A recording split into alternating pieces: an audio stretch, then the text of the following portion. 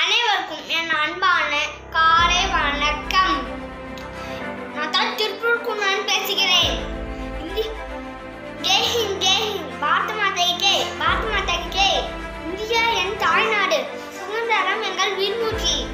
வெள்ளையணியே வெளியேறு.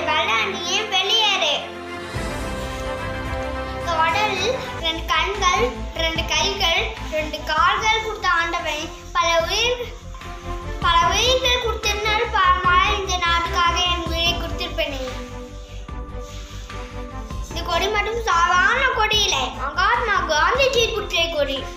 என் உயிரே போனாலும் நான் இந்த கொடியை விட மாட்டேன். வந்தே மாதரம்.